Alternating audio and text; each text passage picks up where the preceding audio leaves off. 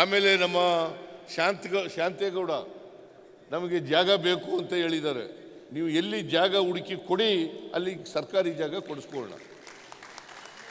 ಈಗ ಏನಾಗಿದೆ, ಕೆಂಪಣ್ಣವ್ರೆ ಬೆಂಗಳೂರು ಸುತ್ತ ಜಾಗ ಎಲ್ಲ ಇದು ಮಾಡ್ಕೊಬಿಟ್ಟಿದ್ದಾರೆ, ಕೊಟ್ಬಿಟ್ಟಿದ್ದಾರೆ. ನಿಮಗೆ ಎಲ್ಲೂ ಲಿಟಿಗೇಷನ್ ಇಲ್ಲದೆ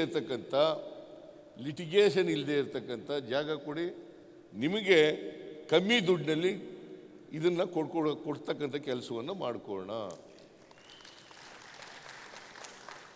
ಯಾಕೆ ಹೇಳ್ತಾ ಇದ್ರು ಕೆಂಪಣ್ಣವರು, ನಾವೇ ಒಂದು ಕ್ವಾಲಿಟಿ ಕಂಟ್ರೋಲ್ ಇದನ್ನು ಮಾಡಬೇಕು ಅಂತ ಮಾಡಿದ್ದೀವಿ ಅಂತ ಹೇಳ್ತಾ ಇದ್ರು. ಕ್ವಾಲಿಟಿ ಕಂಟ್ರೋಲ್ ನಾವೇ ಮಾಡ್ತೀವಿ ಅಂತ ಭಾಳ ಒಳ್ಳೆಯ ಕೆಲಸ ಅದು. ಯಾಕಂತಂದರೆ ಶಾಶ್ವತವಾಗಿರಬೇಕು. ಈಗ KRS ಕಟ್ಟಿ ಎಷ್ಟು ವರ್ಷ ಆಯಿತು? ಇನ್ನು ಗಟ್ಟಿಯಾಗಿದೆ ಅದು. ಆಗ ಇಷ್ಟೊಂದು ಟೆಕ್ನಾಲಜಿ ಬೆಳೆದಿರಲಿಲ್ಲ. ಟೆಕ್ನಾಲಜಿ ಬೆಳೆದಿದ್ದಾಗ ಇಷ್ಟೊಂದು ವಿಶ್ವೇಶ್ವರಯ್ಯನವರು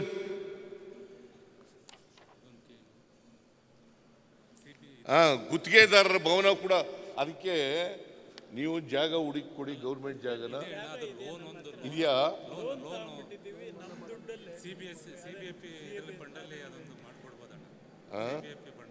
ಸ್ವಲ್ಪ ಕೊಡೋಣ, ದುಡ್ಡು ಕೊಡ್ತೀನಿ, ಗೌರ್ಮೆಂಟಿಂದ ಕೊಡ್ತೀನಿ. ನೀವು ಸ್ವಲ್ಪ ಹಾಕಿ, ನಾನು ಸ್ವಲ್ಪ ಕೊಡ್ತೀನಿ. ಇನ್ನೆಷ್ಟಾಗುತ್ತೆ? ನೀವು ಕೊಡೋಣ, ಕೂತ್ಕೊಳ್ಳಿ, ಕುಳಿಸಿ ಕರ್ಕೊಂಡೋಗಿ.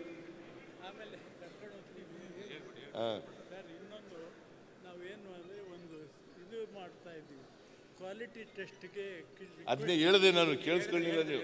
ಹೇಳ್ದೆ ಅದು ಇಂಪಾರ್ಟೆಂಟ್. ಆಮೇಲೆ ನಾವು ಹುಡುಕೊಂಡ್ರೆ ಯಾರು ಸರ್ ಕೊಡ್ತಾರೆ? ನಿಮ್ಮ ಆಫೀಸರ್ಗಳು ಕೊಡ್ತಾರೆ ಸರ್. ನಾನು ರೆವಿನ್ಯೂ ಒಂದು ಡೈರೆಕ್ಷನ್ ಕೊಡಿ, ಅವ್ರಿಗೊಂದು 5 ಎಕರೆ ಜಮೀನು ಕೊಡಿ ಅಂತ ನಾಳೆ ಕೊಡ್ತಾರೆ. ನಾವು ಕೇಳಿದ್ರೆ ಎಲ್ರಿ ಅಂತಾರೆ. ದಯವಿಟ್ಟು ಡೈರೆಕ್ಷನ್ ಆಯ್ತು, ಕೂತ್ಕೊಳ್ಳಿ. ಡೆಪ್ಟಿ ಚೀಫ್ ಮಿನಿಸ್ಟರ್ ಬರ್ತಾ ಇದ್ದಾರೆ, ಅವ್ರು ಬಂದ್ಮೇಲೆ ಅವರು ಮಾತಾಡ್ತಾರೆ. ಕೂತ್ಕೊಳ್ಳಿ.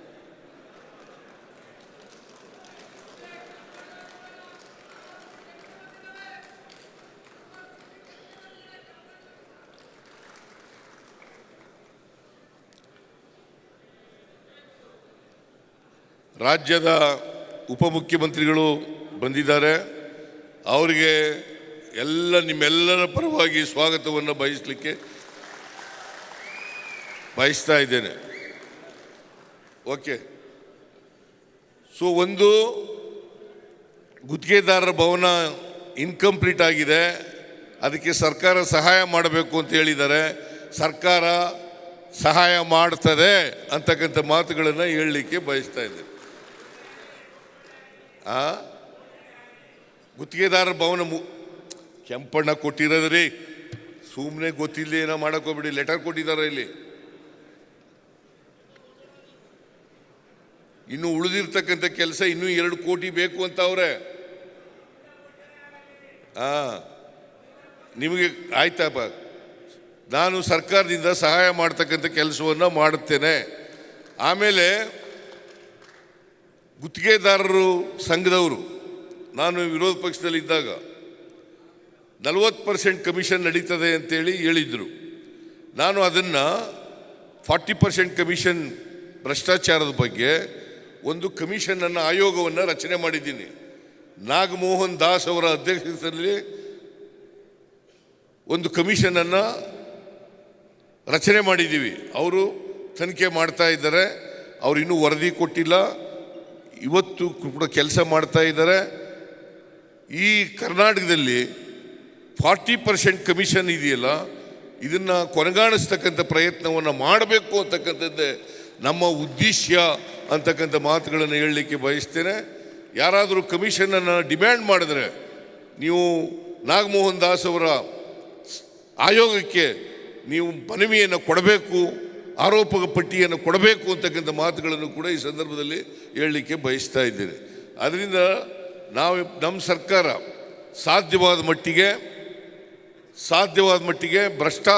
ಭ್ರಷ್ಟಾಚಾರ ರಹಿತವಾದಂಥ ಸರ್ಕಾರವನ್ನು ಕೊಡಬೇಕು, ಜನಪರವಾದಂಥ ಸರ್ಕಾರವನ್ನು ಕೊಡಬೇಕು, ಬಡವರ ಪರವಾದಂಥ ಸರ್ಕಾರವನ್ನು ಕೊಡಬೇಕು, ರಾಜ್ಯದ ಸರ್ವತೋಮುಖ ಅಭಿವೃದ್ಧಿಯನ್ನು ಮಾಡಬೇಕು ಆ ಸರ್ವತೋಮುಖ ಅಭಿವೃದ್ಧಿ ಮಾಡಬೇಕಾದ್ರೆ ನಿಮ್ಮೆಲ್ಲರ ಸಹಕಾರ, ಬೆಂಬಲ ಮತ್ತು ನೀವು ಕೂಡ ಅದಕ್ಕೆ ಪಾಲ್ದಾರರಾಗಬೇಕು ಅಂತಕ್ಕಂಥ ಮಾತುಗಳನ್ನು ಈ ಸಂದರ್ಭದಲ್ಲಿ ಹೇಳಲಿಕ್ಕೆ ಬಯಸ್ತಾ ಇದ್ದೇನೆ. ಯಾಕೆಂದರೆ ನೀವಿಲ್ಲದೇ ಸರ್ಕಾರ ಒಳ್ಳೆಯ ಕೆಲಸಗಳನ್ನು ಮಾಡೋಕ್ಕಾಗಲ್ಲ. ನೀವೆಲ್ಲ ಕೈ ಜೋಡಿಸಿದ್ರೇ ಒಳ್ಳೆಯ ಕೆಲಸ ಮಾಡಲಿಕ್ಕೆ ಸಾಧ್ಯ ಆಗ್ತದೆ ಅಂತಕ್ಕಂಥ ಮಾತುಗಳನ್ನು ಹೇಳಲಿಕ್ಕೆ ಬಯಸ್ತಾ ಇದ್ದೇನೆ.